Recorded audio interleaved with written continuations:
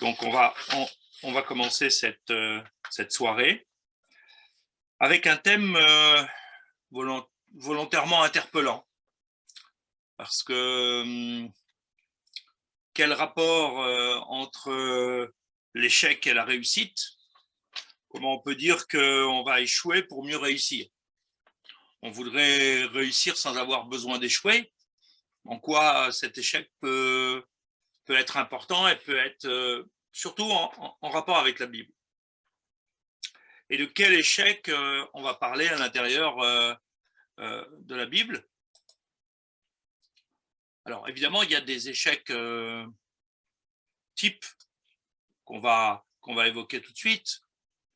Le premier qu'on va examiner ce soir, c'est celui de l'échec du veau d'or.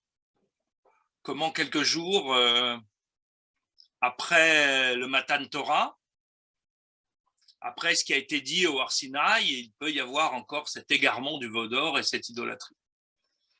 Deuxième échec cuisant qu'on va examiner ce soir, celui des explorateurs. Comment est-il possible, alors qu'on est à peu près 1 an après la sortie d'Égypte, qu'on ait des explorateurs qui viennent dire du mal de la terre d'Eretz Israël, et que cet échec de la confiance en Dieu nous amène à rester 40 ans de plus dans le désert. Mais d'abord, première question par rapport à ça. Pourquoi Dieu nous raconte-t-il ces échecs? D'habitude, lorsqu'on a ce qu'on appelle une histoire sainte, une histoire qui est là pour nous former, pour nous éduquer, on va avoir tendance à raconter des choses positives plutôt que des choses négatives. Pourquoi le texte biblique vient-il nous raconter ces égarements, ces fautes des Bnei Israël? Ensuite, est-ce que ces échecs n'auraient pas pu être évités par Akadosh Baruch Hu? On va le voir dans les détails. Mais en fait, Dieu, d'une certaine façon, laisse faire ces échecs. Alors, comment les comprendre? Comment accepter que Dieu laisse faire ces ratages alors qu'il aurait pu les empêcher, si ce n'est pour essayer de comprendre en quoi ces échecs, pour Dieu, sont positifs? En quoi ils sont importants pour Akadosh Baruch Hu et pour nous? Qu'est-ce qu'on a à apprendre de ces échecs? Qu'est-ce qu'on a à apprendre de ces situations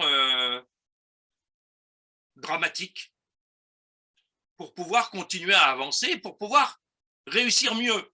Puisque ce qui doit venir après doit être mieux que ce qui était avant.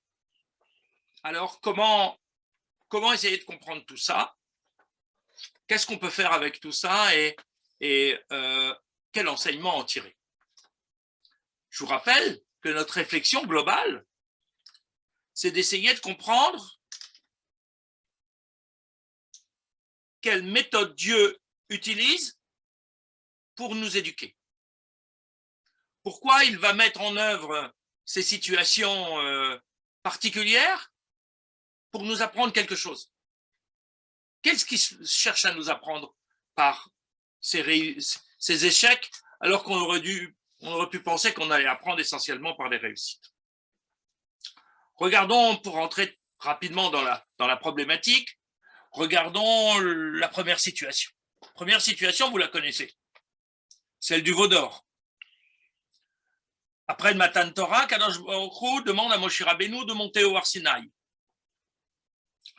de faire en sorte pour recevoir l'ensemble de la Torah en haut de la montagne. Du coup, il reste dans la montagne 40 jours et 40 nuits. Vous le savez, les Bnei Israël font une erreur de calcul. Ils attendent Moshe Rabbeinu alors qu'il est censé rentrer le lendemain. Mais on se dit, parce qu'il y a une erreur d'1 jour, alors ils vont demander à Aaron de construire une idole? C'est quoi cette idole? Qu'est-ce qu'elle vient remplacer? Qu'est-ce qu'elle vient dire, cette idole? Parce qu'il y a une erreur d'un jour, ils vont sombrer dans la dépravation. Comment c'est possible? Ils ont entendu au Har Sinaï, tu n'auras pas d'autre Dieu que moi, tu ne te façonneras pas d'image ni de représentation. Comment on peut penser que les Bnei Israël, 40 jours après, vont basculer de cette manière aussi surprenante? De la même façon. Comment Dieu peut laisser cette erreur de calcul se faire avec les conséquences qu'elle va avoir? Il n'aurait pas pu intervenir d'une manière ou d'une autre pour faire comprendre que Moshe Rabbeinu est toujours en haut de la montagne. Ouvrir la nuée, faire en sorte que les Bnei Israël voient Moshe Rabbeinu en haut de la montagne, et il n'y a pas d'erreur, il n'y a pas d'égarement, il n'y a pas de veau d'or. D'un autre côté, les Bnei Israël ne pouvaient pas être un peu plus patients tout de suite, parce que Moshe Rabbeinu n'est pas redescendu, alors il faut aller fabriquer un veau d'or. On ne peut pas attendre un jour de plus, 2 jours de plus. C'est quoi cette histoire ahurissante du veau d'or et des conditions du veau d'or qui sont dramatiques parce qu'il y a de nombreuses victimes? Pour essayer de comprendre le sens de tout ça, commençons par comprendre l'erreur en elle-même.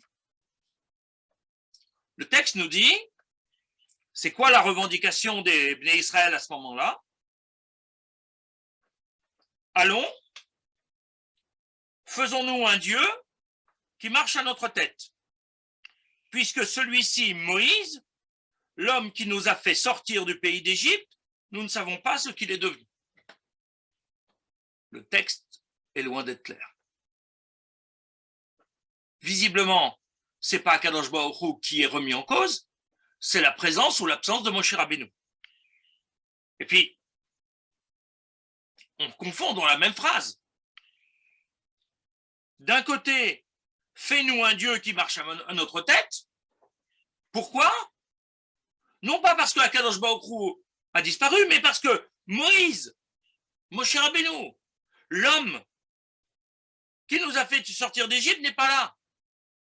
Alors si l'homme n'est pas là, pourquoi changer de Dieu? Pourquoi pas réclamer un intermédiaire? Plutôt que de dire, fais-nous un Dieu. On est dans une situation extrêmement surprenante par rapport à cette situation-là. Akadosh Baruch Hu n'est pas remis en question. Le veau d'or ne vient pas remplacer Akadosh Baruch Hu. Le veau d'or, semble-t-il, vient remplacer en tant qu'intermédiaire la présence de Moshe Rabbeinu. Mais la question qui est sous-entendue dans ce mélange à l'intérieur du verset, c'est qui est Moshe Rabbeinu? Est-ce que Moshe Rabbeinu est un homme? Mais comment un homme peut rester sans vivre, sans nourriture, 40 jours en haut d'une montagne, seul? Est-ce que Moshe Rabbeinu est un demi-dieu ou un dieu à la mode égyptienne, comme Pharaon?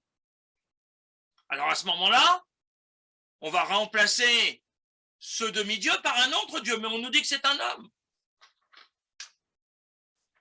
Les Bnei Israël, là, sont dans la confusion la plus totale. Les éléments sont perturbateurs. Ils ne savent plus qui est Moshe Rabbeinu. Ils n'imaginent pas comment Moshe Rabbeinu a pu rester pendant 40 jours en haut de la montagne et survivre. Et ils ont peur, parce que ce guide qui les a sortis d'Égypte, qui était le seul intermédiaire qu'ils avaient avec Akadosh Baruch Hu. Je vous rappelle qu'au moment du Matan Torah, les Bnei Israël n'ont écouté que les 2 premières paroles. Après, ils ont eu peur. Ils ont demandé à Moshe Rabbeinu, va écouter la parole de Dieu parce qu'elle est trop forte pour nous, on a peur de mourir. Donc, ils sont dans une situation de confusion la plus totale. Ce qui fait qu'ils reviennent au modèle qui est leur modèle ancien, c'est-à-dire celui de l'Égypte. D'ailleurs, le veau est une une des représentations des divinités égyptiennes. C'est le Dieu protecteur, celui qui est rattaché au Nil. C'est le Dieu de la royauté. Donc on va remplacer un chef par un autre chef de substitution qui est, comme dans la démarche idolâtre, un intermédiaire. Dans l'idolâtrie, tout le monde sait que la statue n'a pas de pouvoir en elle-même. Elle n'est qu'un intermédiaire qui permet de s'adresser indirectement à la divinité. Mais elle n'est pas une statue qui va avoir un pouvoir en lui-même, en elle-même. Elle n'est qu'un objet qui est façonné par les hommes.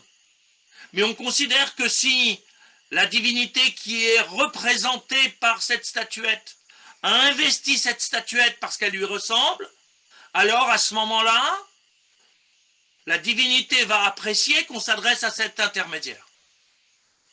Donc, avec le veau d'or, on ne remet pas en question Akadosh Baruch Hu, on sait qui est Dieu. Mais on va vouloir avoir un autre intermédiaire puisque notre intermédiaire qui nous a fait sortir d'Égypte a disparu.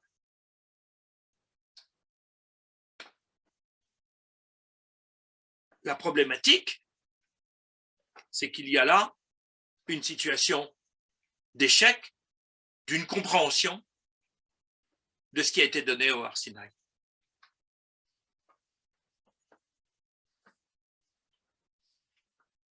Que va faire Moshe Rabbeinu? Il va traiter l'échec. Il va prendre le veau, il va le brûler, il va le réduire en cendres, il va le mélanger avec de l'eau et le faire boire à tout le monde. De manière à ce que tout le monde se rende compte de la simple matérialité de ce veau. Ce veau n'est rien d'autre que de la matière. Il n'a aucun pouvoir, puisque Moshe Rabbeinu peut le réduire en cendres et le faire boire à tout le monde. Maintenant, il y a un autre problème qui se pose au moment du veau d'or. C'est que certains individus de la nation sont allés au-delà du problème de l'intermédiaire avec Akadosh Baruch Hu. C'est-à-dire qu'ils ont profité de la situation pour faire n'importe quoi, pour se vautrer dans la débauche. Parce que ce retour à un modèle égyptien a ouvert la voie à des mœurs égyptiennes et ils sont retombés dans la débauche qui pouvait se produire en Égypte. Les victimes, celles qui vont être tuées par les Lévi'im à la demande de Moshe Rabbeinu, ce sont ceux qui sont tombés dans la débauche. Ce n'est pas la totalité des gens qui ont participé à l'épisode du veau d'or. Les autres, ils sont dans l'erreur. Le fait d'avoir bu cette eau avec la cendre du veau d'or, ça va suffire à prendre conscience qu'on est dans l'erreur. Les autres, ceux qui sont allés trop loin, ils seront malheureusement sanctionnés parce que là, on est dans un comportement complètement matérialiste et grave. Avant de continuer à analyser cette situation, on va en évoquer une deuxième, celle des explorateurs.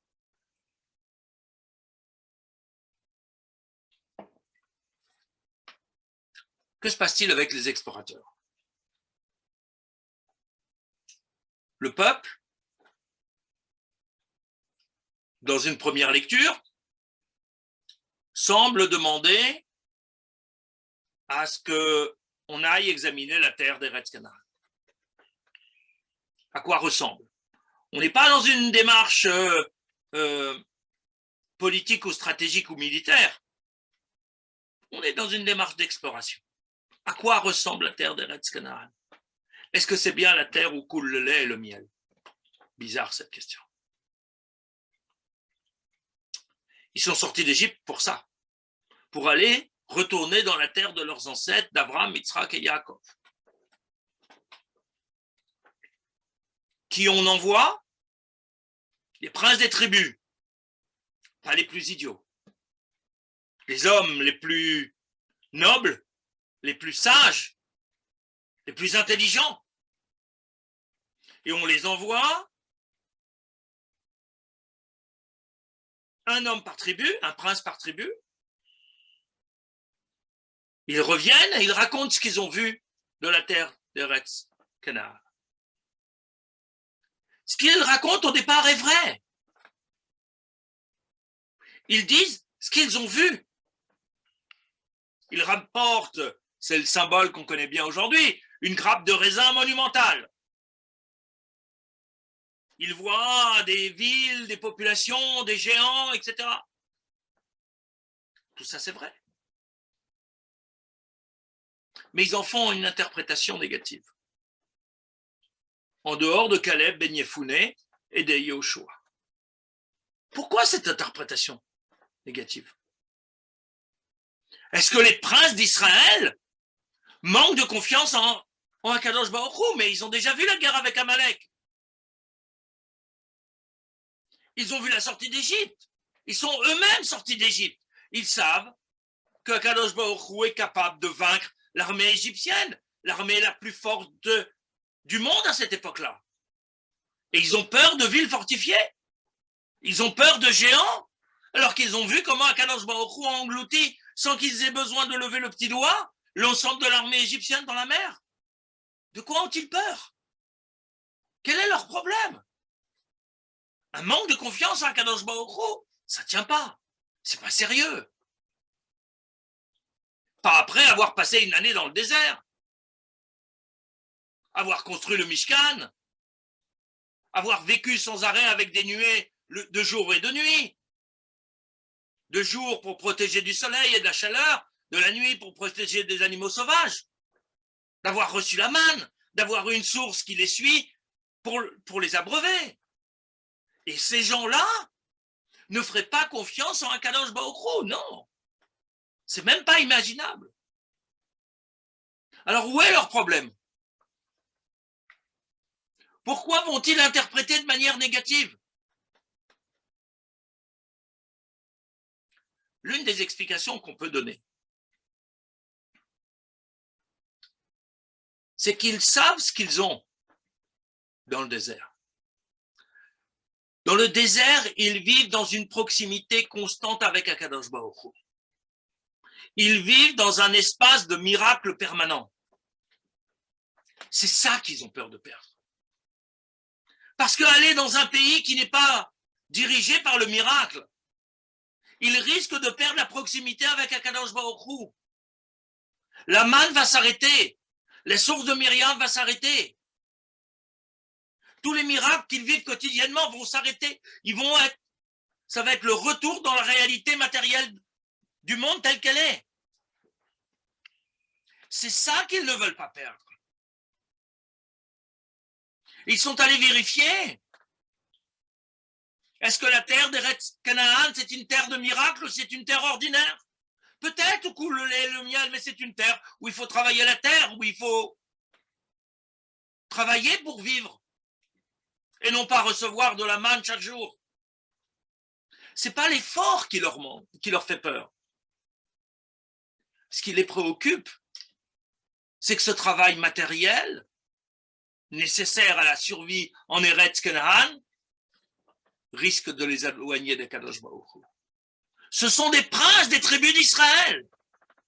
Ils ont peur de perdre cette proximité avec Akadosh Baruch Hu. Alors c'est un échec. Parce qu'il y a quelque chose de fondamental qu'ils n'ont pas compris. Qui est que les mitzvot sont là pour nous permettre dans la réalité et dans la matérialité la plus ordinaire de vivre en relation avec Akadosh Baruch Hu. Les mitzvot nous servent à ça. Personne ne peut être dans la spiritualité permanente, éthérée, en permanence 24 heures sur 24, c'est pas possible. Nous vivons dans un monde matériel où il faut travailler, il faut avoir des occupations qui peuvent paraître profanes. Or, en fait, dans la lecture que l'on a du texte biblique et de la tradition juive, c'est que le profane n'existe pas. Le profane, c'est juste une réalité dans laquelle on n'a pas ajouté de la Kedusha. Mais nous avons la possibilité, grâce aux mitzvot, d'ajouter de la Kedusha dans toutes nos activités. Il n'y a pas une activité profane et une activité Kodesh. Parce que même dans les activités matérielles, grâce aux mitzvot, on va rajouter de la Kedusha. Un commerçant, il a l'air d'être dans un travail profane. Mais lorsque dans le cadre de son commerce, il respecte les lois de la Torah, il va faire attention à ses points, à ses mesures, il ne va pas varier le prix en fonction du client, il va être honnête parce que c'est la Torah qui lui demande, alors il rend son activité Kodesh. Parce que rendre son activité Kodesh, c'est faire en sorte de tenir compte de l'existence d'Akadosh Baruch Hu en permanence, pas juste quand je vais à la synagogue ou lorsque je suis devant mon livre de Torah, mais en permanence dans chaque chose. Quand je vais faire mes courses, quand je suis en train de creuser un trou pour cultiver, quelle que soit mon activité, si je la fais, si je la réalise, en tenant compte des exigences de la Torah, alors toute mon activité en permanence est en lien avec Akadosh Baruch Hu, c'est-à-dire il n'y a pas un temps du profane et un temps du Kodesh. On ne peut pas faire, comme c'était dit à l'époque de la Révolution, soyez juifs chez vous, à la maison, et soyez des hommes à l'extérieur, des citoyens à l'extérieur. Le juif, il doit être juif à l'intérieur comme à l'extérieur. Ça ne veut pas dire qu'on est avec un drapeau à agiter en permanence. Notre drapeau, c'est notre comportement, notre manière de faire les choses au quotidien avec chacun. Ils n'ont pas compris ça, alors ils sont tombés dans l'erreur. Que fait Akadosh Baruch Hu? Là aussi, il aurait pu intervenir pour que les explorateurs ne partent pas. Il aurait pu intervenir pour inspirer les 10 personnes qui ont dit du mal d'Eretz Israël sur les 12, pour qu'eux aussi, ils voient la réalité avec des yeux différents. Il les a laissés aller au bout de leur erreur parce qu'il fallait tirer un enseignement de cette erreur. Parce qu'à chaque fois, il y a quelque chose à comprendre de l'erreur que l'on est en train de réaliser, de l'échec qui est en train de se produire. Pour les explorateurs, il fallait comprendre ce que Dieu attend de nous. Et il fallait que les Bnei Israël acceptent l'idée qu'en fait, au bout d'un an, ils n'étaient pas prêts.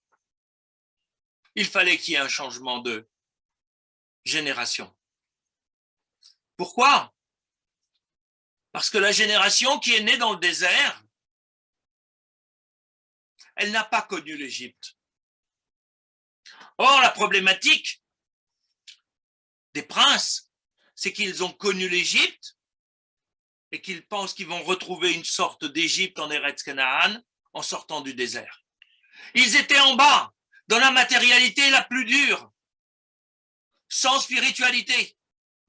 Ils sont montés tout en haut dans la plus grande spiritualité et ils ne veulent pas retomber dans la matérialité telle qu'elle est. Ceux qui sont nés dans le désert sont nés avec la proximité d'avec Akadosh Baruch Hu. Pour cela, elle ne peut pas être abandonnée. Ceux-là, ils vont pouvoir rentrer en Eretz Canaan parce que dans toutes leurs actions, ils vont essayer de retrouver ce qu'ils perdent. Or, ce qu'ils perdent, c'est la proximité du désert. Donc, ils vont vouloir reconstruire. Ceux qui sont sortis d'Égypte risquent de vouloir reconstruire en Canaan ce qu'ils ont connu antérieurement en Égypte. Et là, on passe à côté de l'objectif. Ils ne sont pas nés dans la proximité avec Dieu. Ils sont nés dans la proximité avec l'idolâtrie, avec la matérialité, avec la recherche de plaisir. Et ils ne vont pas pouvoir reconstruire un monde nouveau. Donc là, il y a une nécessité d'un changement de génération. Mais pour qu'on accepte qu'il y ait un changement de génération, il nous faut comprendre pourquoi la génération précédente ne peut pas rentrer en Eretz Israël. Elle ne peut pas rentrer parce que son modèle, on le voit pendant les 40 ans du désert pratiquement, le modèle reste celui de l'Égypte, alors que ceux qui sont plus jeunes, ceux qui avaient moins de 19 ans, ceux qui vont naître dans le désert, leur réalité de référence est celle du désert, de la proximité avec Akadosh Baruch Hu, et c'est ça qu'ils vont vouloir recréer partout où ils iront, cette proximité avec Akadosh Baruch Hu. L'erreur, elle est fondamentale pour nous permettre de comprendre quelque chose qu'on ne peut pas comprendre naturellement. Et c'est ça maintenant qu'il va nous falloir essayer de comprendre. Pourquoi l'individu humain a besoin de se tromper pour mieux comprendre après?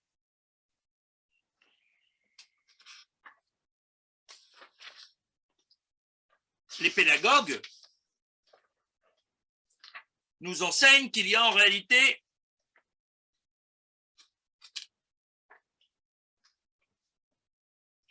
trois positions dans la notion de connaissance.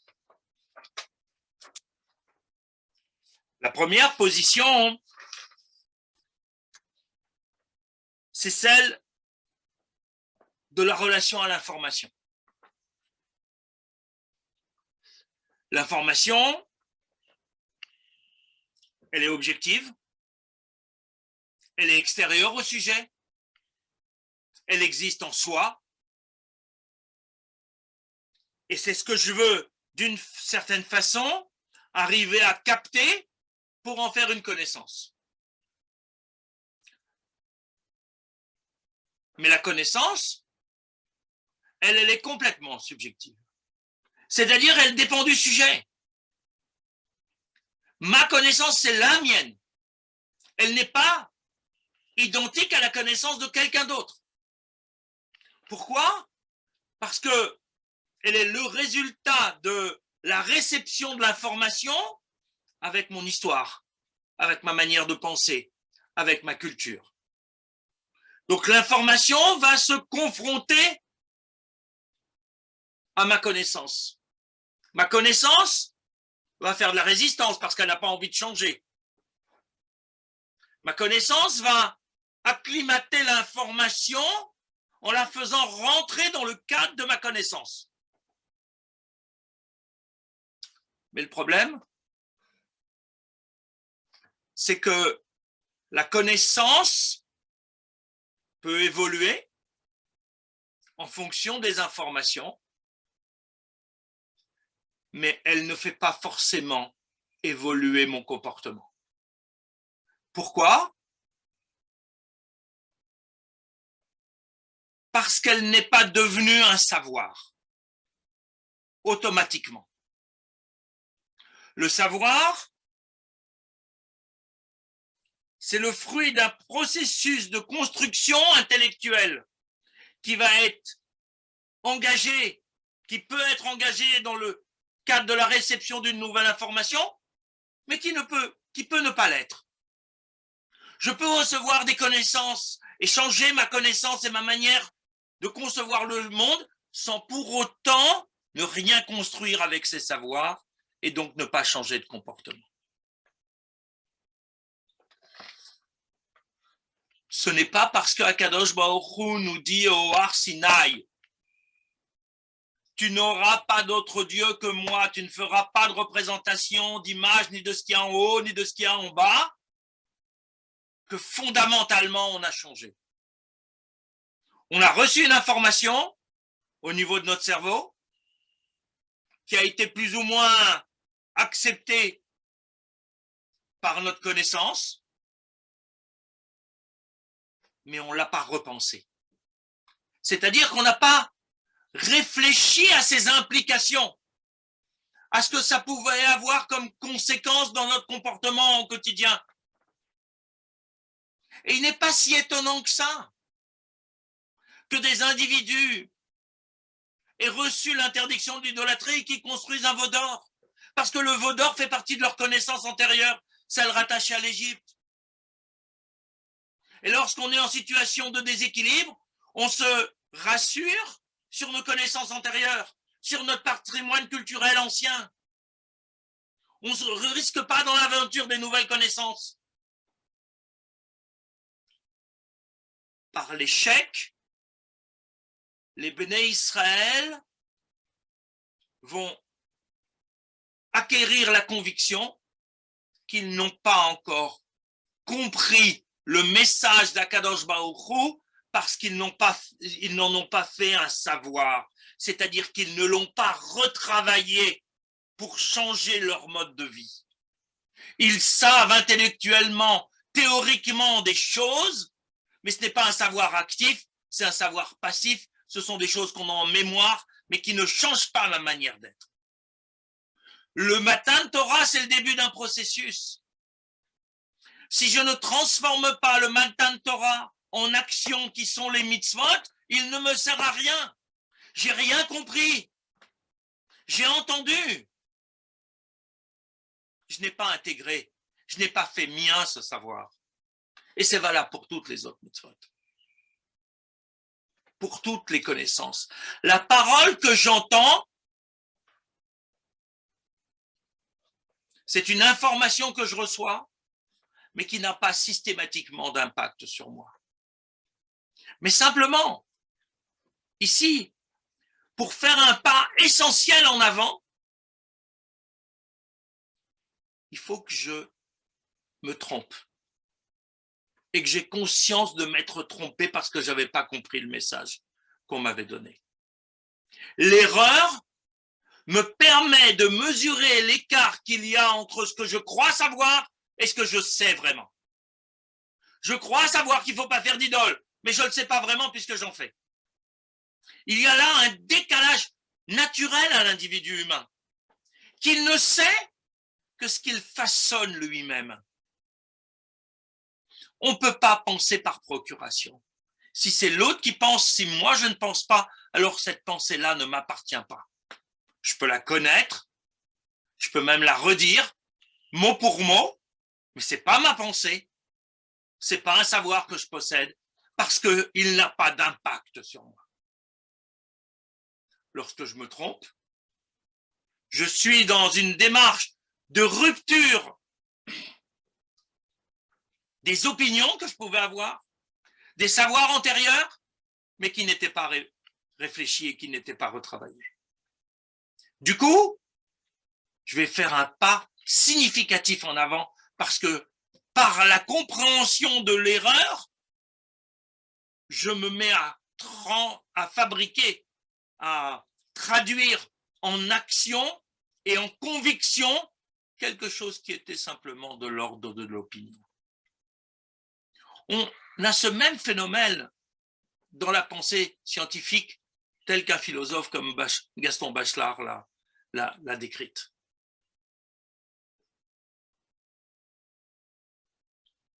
On croit connaître, pour donner juste un exemple, le mouvement du soleil, parce qu'on le voit. On a une information avec un soleil qui se déplace dans le ciel, et on croit que cette information, ça va faire partie de notre connaissance, et que donc le soleil, il tourne autour de la Terre. Mais ce n'était pas un savoir.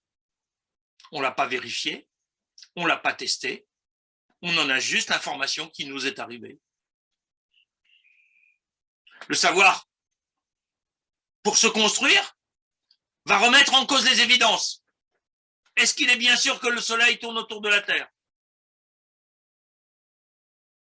On va rechercher, réfléchir, expérimenter, commenter et obtenir un savoir qui va être à l'inverse de la connaissance qu'on croyait avoir. Cette connaissance était une opinion, c'est-à-dire une pensée non vérifiée, spontanée. Ce n'était pas un savoir. Non, le soleil ne tourne pas autour de la Terre, c'est la Terre qui tourne autour du soleil. Mais on ne peut pas en avoir dans un premier temps l'information. Dans la Torah, il s'agit de la même chose. On a une information, celle qui nous vient du Matan Torah.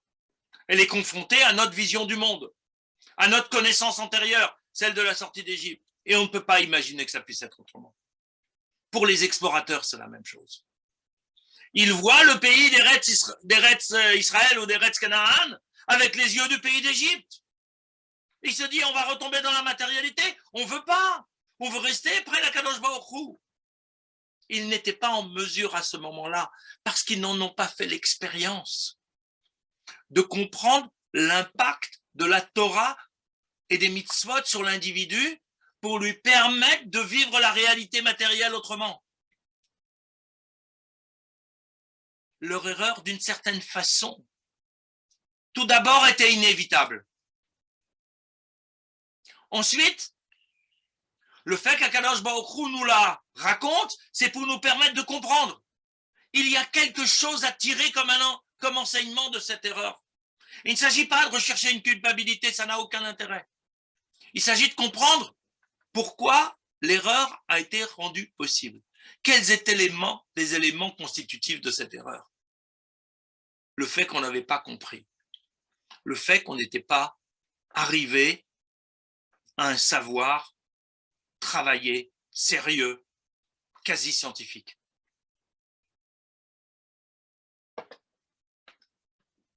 Lorsque les Bnei Israël, avant le Matan Torah, sans en avoir complètement conscience,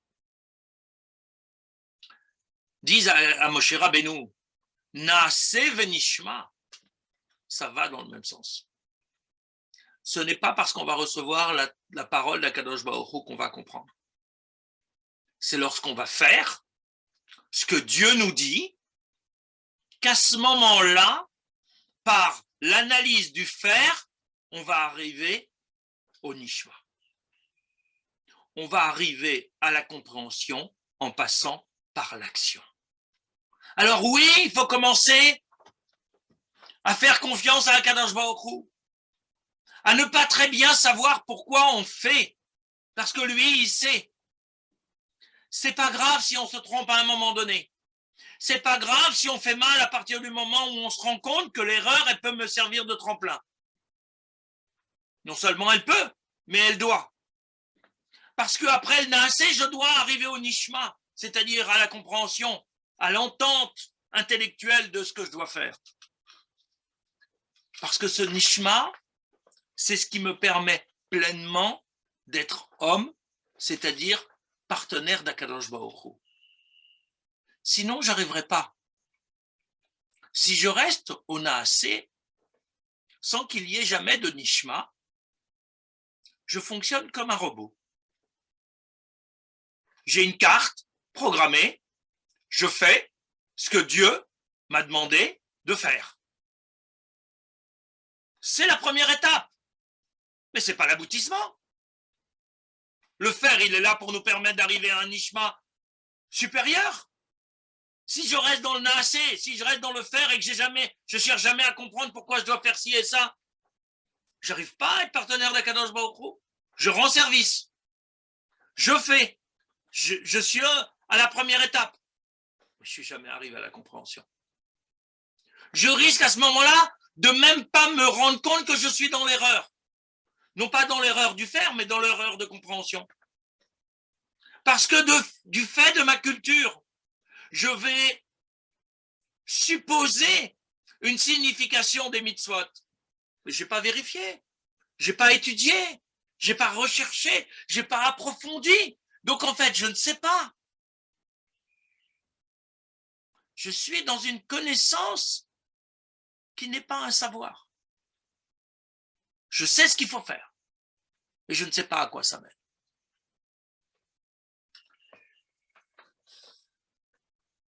Tout ceci doit avoir une implication dans notre vie quotidienne.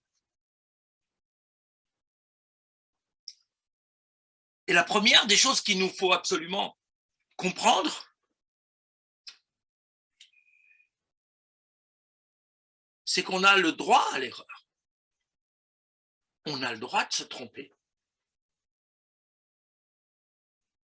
L'erreur n'est pas une faute. C'est l'indication d'une mauvaise compréhension. Ce que l'on n'a pas le droit, c'est de ne pas tirer parti de l'erreur que l'on fait, de l'échec que l'on a. Ça, c'est notre responsabilité. Si j'échoue et que je ne cherche pas à comprendre pourquoi j'ai échoué, je n'arriverai jamais à réussir mieux. J'arriverai jamais à aller au-delà de cette erreur pour pouvoir en tirer un enseignement particulier. Donc, il y a bien là quelque chose qu'il va falloir que je comprenne. Dans ma gestion et mon utilisation de l'erreur. Ça ne veut pas dire qu'il faut impérativement échouer. Ça veut peut-être dire, et ça, les psychologues modernes le montrent, que celui qui n'échoue jamais risque de réussir moins bien que celui qui a échoué au moins une fois dans sa vie. Parce qu'il risque de construire une assurance sur lui-même, sur ses capacités, sur sa compréhension, qu'il ne va jamais remettre en question les évidences. Or, l'évidence, c'est ce qui nous permet de réussir. Mais l'évidence peut être trompeuse, parce qu'elle peut ne pas être vraie. Donc, celui qui va échouer a peut-être plus de chances de mieux réussir que celui qui n'échoue pas, parce qu'il va aller plus loin. Ça ne veut pas dire que l'autre qui réussit tout le temps ne réussira pas encore, mais peut-être qu'il réussira moins bien, parce qu'il n'aura pas pris cette habitude de ne pas se fier à ce qui va de soi. Donc il faut absolument dédramatiser l'erreur et l'échec, parce que l'échec est voulu d'une certaine façon par Akadosh Baruch Hu. L'échec, nous dit un midrash sur les psaumes, est un cadeau offert par Akadosh Baruch Hu pour nous permettre de faire teshuva. C'est-à-dire pour nous permettre de nous ressaisir par rapport à une réalité qu'on croyait évidente. L'échec n'est donc pas quelque chose de négatif, c'est un cadeau. À nous de savoir tirer parti du cadeau. Évidemment, si on a échec sur échec, c'est-à-dire si on échoue à comprendre que l'échec est positif, on risque de s'enliser. Mais il nous faut savoir que l'échec peut être un levier essentiel dans notre réussite.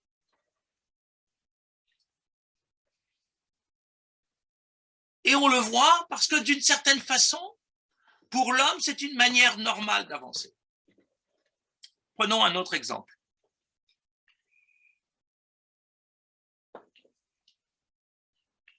La fin de la conquête d'Eretz Israël par Yehoshua.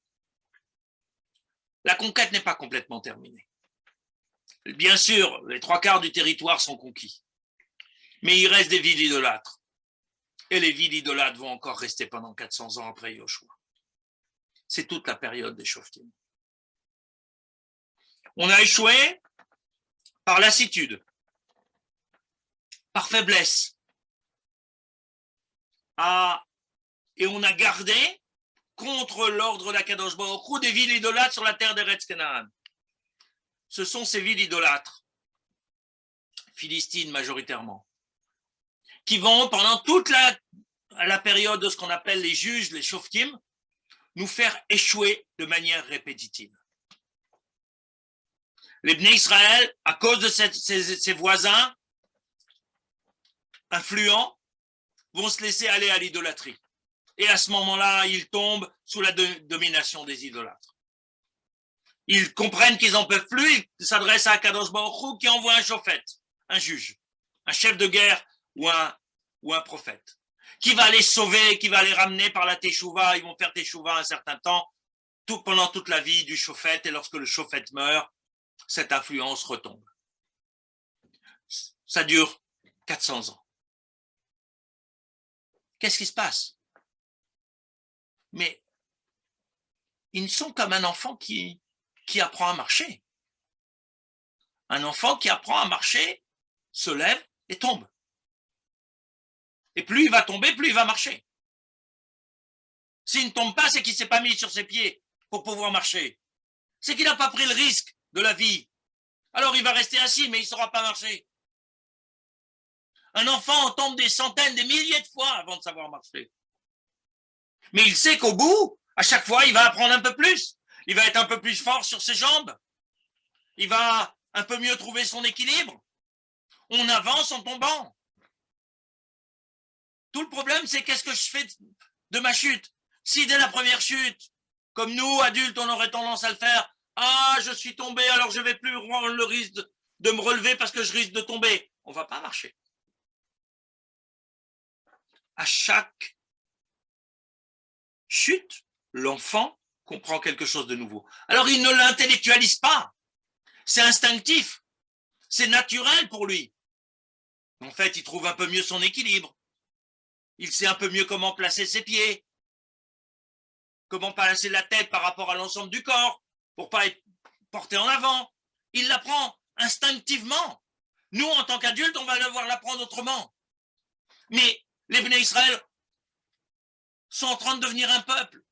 À l'époque de Yoshua, ce sont des tribus qui sont réparties sur l'ensemble du territoire, mais il n'y a pas de pouvoir central, il n'y a pas de dimension de peuple. Il faut tous ces échecs pendant la durée des Shoftim pour qu'à la fin de l'histoire des Shoftim, on commence à construire un pouvoir central, pas pour que ce soit centralisé au niveau politique, mais un pouvoir unificateur du peuple juif.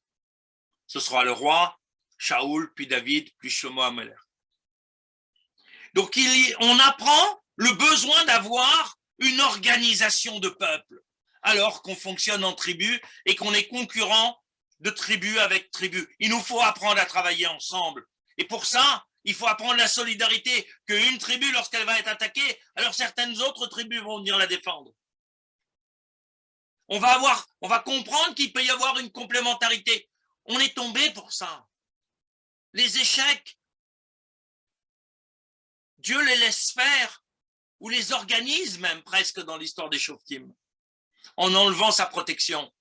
Parce qu'il sait que ce n'est pas en disant « soyez unis », soyez solidaires les uns des autres, qu'on va l'apprendre, qu'on va comprendre, on va entendre, on va capter une information qu'on va mettre dans un coin de notre cerveau, et puis on va passer à autre chose. On n'a pas appris, on n'a pas construit la nécessité de l'union. Les Bnei Israël, en tant que peuple, vont mettre 400 ans pour le comprendre, pour le construire. C'est comme ça, les peuples, ça prend du temps. Mais à chaque fois, on apprend quelque chose. Alors c'est vrai qu'on apprend parfois dans la douleur, dans la souffrance, parce qu'on a besoin du choc de l'échec pour comprendre. Je prends un dernier exemple. Celui de la paracha de cette semaine, paracha de Shemini. Le drame de la mort des deux fils de Aaron, Nadav et Avihu. Ils connaissaient la Torah, c'était des tzadikim. Ils meurent parce qu'ils ont apporté un feu étranger qui n'a pas été demandé à l'intérieur du temple. Ils auraient dû être exemplaires. Ils ont échoué. Dieu, au lieu de patienter, comme il le fait habituellement, décide là de ne pas laisser passer l'échec. Parce que tout le monde doit tirer parti de cet échec. Parce que cet échec, il est constitutif de la nation juive. Cet échec, pour l'essentiel, c'est de comprendre on ne peut pas penser à la place d'Akadosh Baruch Hu. C'est lui qui nous dit quoi faire, c'est lui qui nous dit comment le faire. Notre rôle, c'est d'essayer de le comprendre et d'en tirer un enseignement. C'est pas de décider si ce feu-là, il est voulu par Akadosh Baruch Hu ou pas. L'initiative aurait pu être belle, mais si l'initiative n'est pas porteuse du sens que Akadosh Baruch Hu a donné, alors elle est dangereuse. Pourquoi? Parce qu'il suffit de regarder les nations autour de nous. Combien de crimes, combien de guerres ont été déclenchées, de massacres ont été déclenchés parce que les hommes ont cru ce que Dieu, ont cru savoir ce que Dieu voulait. Dans quel texte Dieu, quel qu'il soit, a demandé qu'on massacre des populations entières ou des incroyants? À partir du moment où on prend des initiatives en croyant que ça va faire plaisir à Kadosh Baruch Hu, alors on est dans l'erreur. Le temple ne peut pas être consacré sur cette erreur-là. Cet échec doit être constaté pour pouvoir passer à autre chose. Pour prendre conscience de ce qu'on n'a pas intégré. On était dans une information qu'on n'a pas complètement analysée, on n'a pas construit de savoir. Alors il y a drame. Mais le drame, il vient sauver plein d'autres drames. À chaque fois, on est dans un échec qui, en fait, est une modalité d'apprentissage.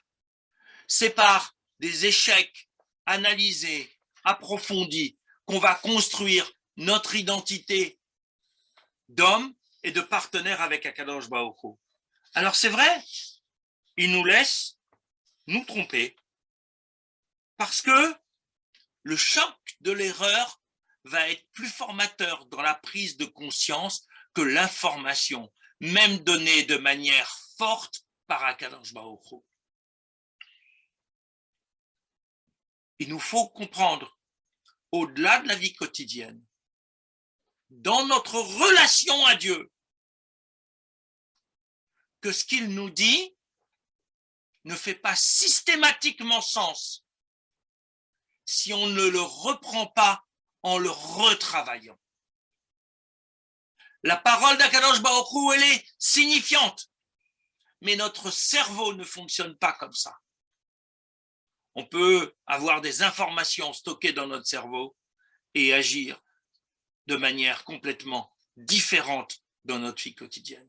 C'est pour ça que de temps en temps, on a besoin de comprendre qu'on n'a pas compris pour se mettre enfin à élaborer un savoir qui sera une construction de notre esprit, une construction dans l'étude de la parole d'Akadosh Baruch Hu et qui nous permettra à ce moment-là d'être des partenaires d'Akadosh Baruch Hu de qualité et pas des simples robots.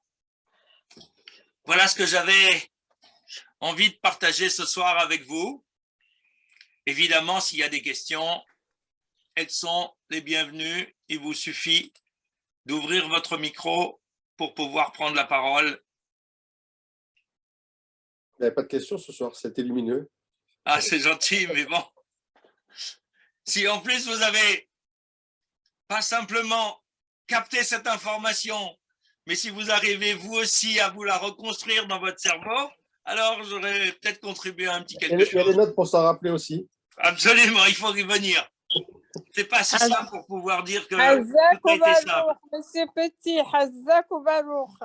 Merci, merci, merci. Très beau moment, vraiment on a passé un très beau moment. C'est gentil. Avec cet enseignement magnifique. Et Shavua Tov, Shavua Tov. Merci à tous ceux qui se sont connectés, que je n'ai pas toujours vu au moment où ils l'ont fait. En tout cas, voilà. C'est un plaisir. Patrick, oui. Si vous permettez, j'ai une petite question. Ah, quand même, André. Mais d'abord, rituel d'André. Ouais, mais merci déjà de ces belles paroles. Et c'est vrai qu'on a passé un moment merveilleux. Patrick, finalement, est-ce que j'ai compris lorsque vous parlez d'échec et est-ce que c'est Akadosh Baruch Hu qui provoque ou qui crée l'échec ou est-ce que c'est nous qui produisons l'échec? Je dirais que de manière générale, Akadosh Baruch Hu le laisse se produire pour nous permettre de faire un pas en avant. L'échec, il vient du décalage entre les deux. Et lorsque ce décalage, il est trop grand, alors il y a rupture. Donc nous provoquons l'échec, Dieu pourrait nous en empêcher, mais il laisse se produire parce que ça va être un moment d'enseignement. Sur l'histoire du veau d'or, il aurait pu trouver un moyen de faire patienter une journée de plus d'une manière ou d'une autre. Il ne l'a volontairement pas fait parce qu'il a compris qu'il fallait réparer quelque chose. Donc, pour réparer, il faut qu'on ait conscience que c'est brisé. Sinon, on n'aura pas la volonté de réparer. Et d'une certaine façon, la brisure des tables va dans cette logique. Vous n'étiez pas prêt pour les premières tables, on va vous en donner d'autres. Rien n'est perdu. Mais il va falloir que les deuxièmes tables, ce ne soient pas que les tables de Dieu, mais ce soit aussi les tables des hommes. Et du coup, en y participant, on va les intégrer un peu plus. D'accord. Et Patrick, est-ce que dans le langage quotidien, parce que autant j'étais pas très familier au mot échec dans la Torah, j'étais plutôt familier, habitué au mot épreuve. Est-ce que d'après vous, épreuve et échec dans votre Var Torah, est-ce que c'est ça va dans le même sens ou pas? Pas à 100%.